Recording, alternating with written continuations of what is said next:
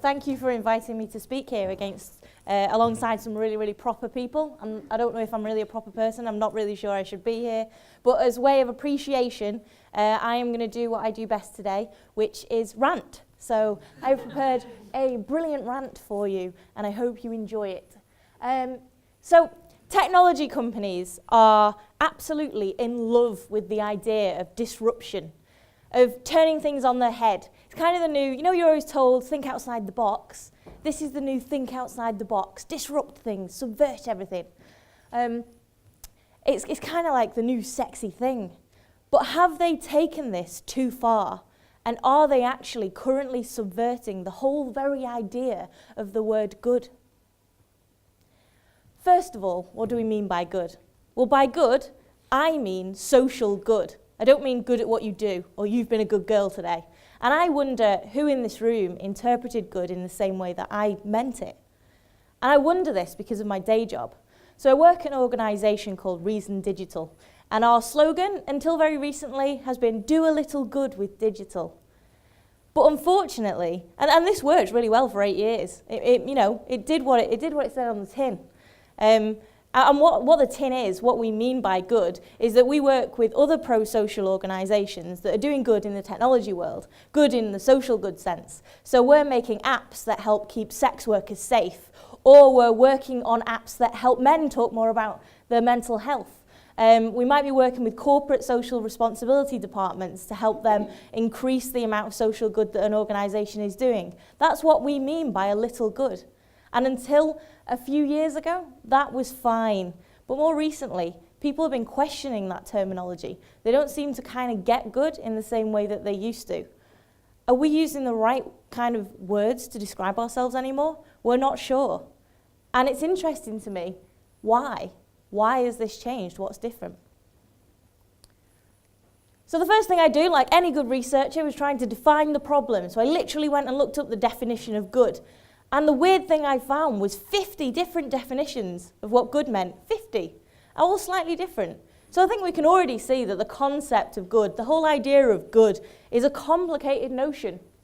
Everybody will define good differently in this room. Your own bar of what you mean by good will be different. Based on your worldview, based on irrationalities that humans are so irrational, don't even try and pretend that you're not, because you are. And all those cognitive bias things going on in our heads.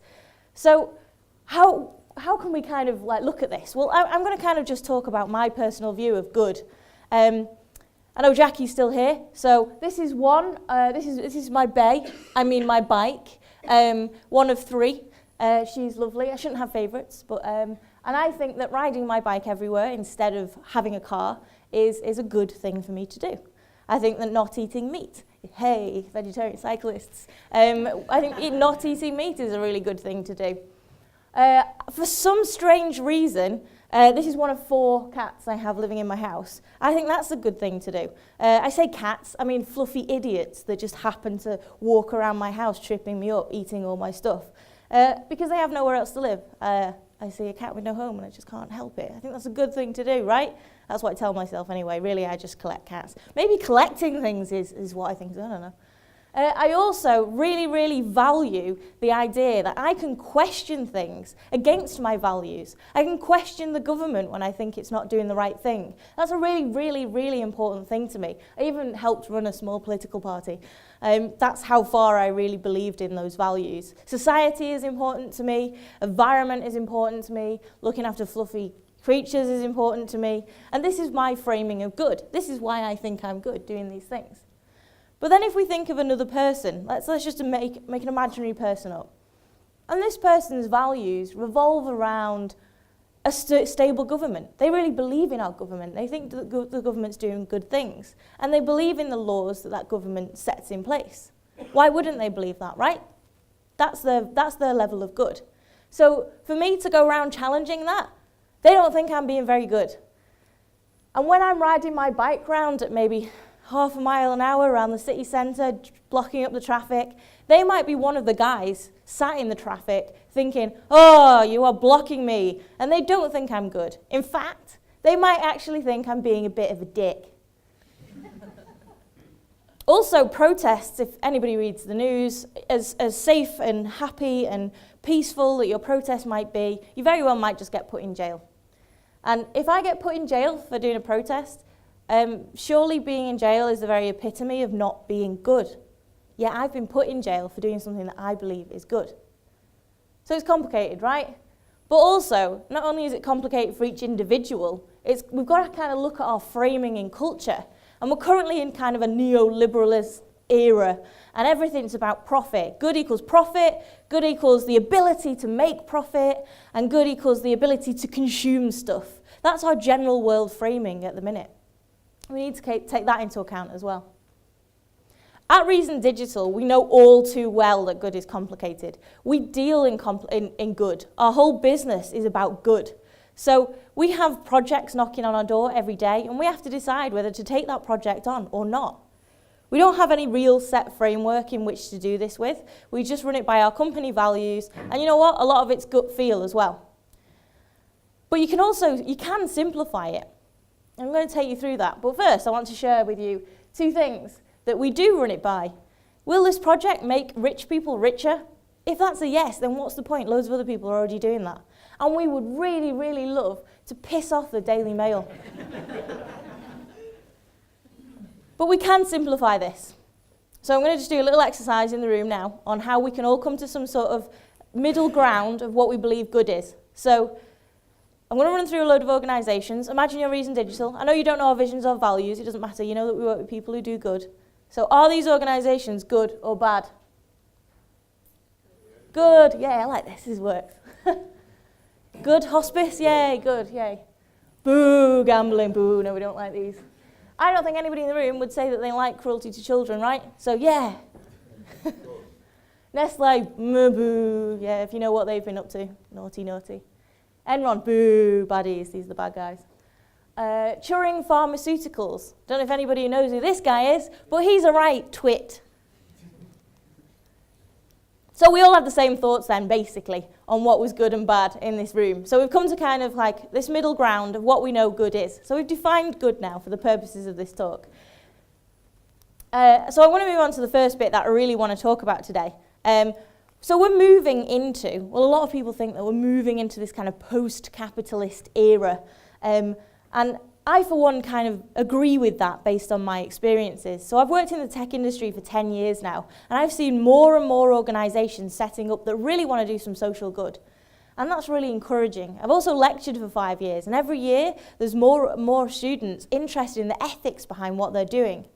We've also recently conducted a research study on how young people give to charity. And I know they get a bad rep, you know, the youth hanging out on street corners. But you know what? They give more to charity than anyone else, or they want to, despite the fact that they don't have as much money as other generations previously. So, yeah, youth, go you. I wish I was as cool as those guys. That's why I put good trainers on today. So back to post-capitalism. Also look at other things. So the political centre is starting to move towards the left. And this happens. There's always a backlash against the current system. And we're currently maybe potentially moving into that kind of backlash place. More countries are looking at or have already implemented a universal basic income. Money's going to become less important. Robots are taking all our jobs. Things are going to have to change. And things can't keep revolving around money. Like Star Trek. That's the relevance to the picture. There's no cash in Star Trek. People just work because they want to. Who wouldn't want to work on a spaceship? But it isn't just me that's noticed this. It's also corporations and organisations, and they are using this to market to us. Now, this kind of marketing isn't new. Manipulative marketing practices have been around for a long time, such as greenwashing. So greenwashing is where people pretend to be really eco-friendly when they're not. And in fact, they might be the exact opposite of being eco-friendly. So really famous greenwashers are BP, Body Shop, and it's been around for ages. Also, we could really go down a rabbit hole here. I could really just totally lose you and say that any sort of marketing, advertising or branding is totally evil and manipulative. Think about Naomi Klein's No Logo, if anybody's read that, anti-branding book, and it makes a lot of sense, and almost every designer has a copy of it. Or we could think about the comedian Bill Hicks and his really famous quote, against advertising. But I'm not going to go there. So Manipulative marketing techniques, been around for ages, but it seems to be getting worse. I feel like the things Silicon Valley are saying about themselves, you would have thought that all the world's problems would be fixed by now. It feels like every day there's a new organization, a new startup that says they're going to change the world or fix something. And it can't just be me that hears this kind of language, and it's usually kind of got emotive pictures and slow music going over it as well. And it can't just be me that hears this and sees this and thinks that the things they're doing are amazing, world-changing shit like solving world poverty or creating world peace, you know? But they're not doing that. I mean, they're kind of changing the world, maybe for other rich people, and they're making those rich people richer. But what they're actually doing is just creating apps that send the word yo to their friends. Oh, this one's brilliant. So when you've been shopping and you parked your car in a parking space and you finish shopping, get back to your car, you could use this app to sell that parking space to somebody else. This is a busy parking area. I mean, like, I don't drive, but that's a dick move, right? Something else that annoys me, and there are a lot of things, but this is relevant, is the sharing economy. Now, I don't know if anybody's heard this terminology. The sharing economy. Sounds lovely, doesn't it? Airbnb and Uber, they're the sharing economy. Oh, that's so beautiful. But I think the person that coined this phrase has no idea what the word sharing means.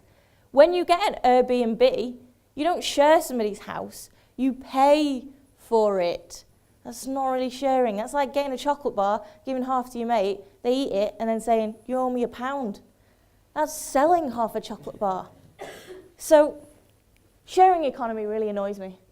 The real sharing economy is the Creative Commons, is open source technology. That is real sharing, where no money crosses hands, everybody just does everything because they're lovely. And piracy. It gets a really bad rep, just like the youth. But actually in another frame of mind, where it wasn't all about money, piracy has increased knowledge sharing, it's increased culture sharing, and people are more open and have more ideas because of it. But because of the framing of money, and we all need to make money, it has been demonized. So are these organizations doing good? No, I think they're doing good. And actually, if we think about it, maybe they're kind of bad. There's an argument to say that people are selling their houses, selling their cars, selling their time, selling their bodies, because they can't afford to do anything else. And these apps are enabling them to do it, but at a really minimum wage. I mean, just think of Uber and how it's just really not very good at safety and how it's got less than minimum wage for everybody that works for it. Think about Airbnb, and again, really bad things going on with safety there. And actually, they might be contributing to the housing crisis. Remember when Facebook did that experiment where they tried to make us all sad? If you don't remember that, they did. And they just did it to see what happened. That's not very nice. Selling all our data. And my personal favorite is when Google was actually so evil, it had to drop its slogan of "Don't be evil." So what, Bex? So what? What do you rant about? What is going on here? Well, I'm pissed off, quite obviously. I'm really annoyed because I have to think of a new slogan for the organisation I work for now because no one understands what good is anymore. Because you all think good is just getting a quicker taxi somewhere. No, it's not. I'm annoyed. And all these organisations are just making more money off the back of rhetoric that charities should be using. People who are actually doing good. And there's no other word. You can't say, oh, well, okay, if good is now getting a quicker taxi, then we're gooderer. There isn't another word. So you're stealing it from us, and it's not fair. It makes me sad. Also, if we look at the flip side of things, organisations are quite happily stealing this kind of these words and this language from charities, and they don't seem to mind. But if a charity was to take a more commercial view, and if they were to do an advert, it cost them £100,000, everybody would be up in arms saying, no, don't do that. You know, spend it on your service users. Why are you spending it on an advert? The same reason Cadbury's would spend £100,000 on an advert to make more money. Except for, in this instance, it's going back to the service users. But they're not allowed. So there are companies doing good. There are a lot of tech companies doing good. But they're being really humble about it because of this kind of whole thing that's been going on. Examples of organisations that are doing good: the Nominate Trust, the UK's leading social tech funder, the UK's leading social tech funder. From that, would you imagine that what they're doing at their very core is making Braille easier to read? It's funding projects that are making people's lives better, that are potentially saving lives. You would not guess this from the UK's leading social tech funder. Another one, Fairphone, building a phone to create a fairer economy. Don't mention economy in marketing. Nobody cares about the economy. Boring. Again, you would not guess that what Fairphone were actually doing is changing the entire consumer technology department for everybody involved in that process from end to end. Their mining is actually saving the world, and their fair kind of wages for all of their factory workers mean that there aren't suicide nets like Apple's factories, because they can live a life with the wages that they earn. And the product that they make, it's a phone that lasts 5 years, not 2, not 1. So it's allowing you to make the choice to get out of that consumer technology chain. And back to us, Reason Digital, doing a little good with digital. We've said little, we're doing a little bit, I suppose we're doing a little bit. There's 40 of us, we've been around for 8 years. We work full time on social good projects. We're saving lives, doing a little good with digital, whatever. What now?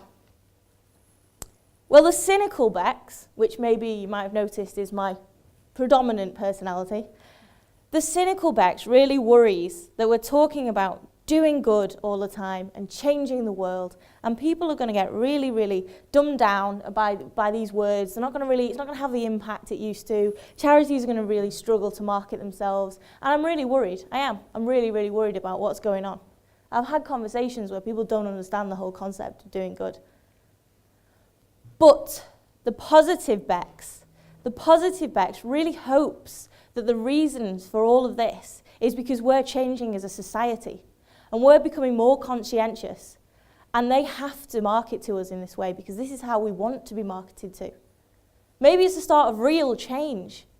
Maybe they're going to have to stop talking about doing good soon and actually do some good. Maybe it isn't that tech's subverting good. Maybe good is subverting tech. Thank you.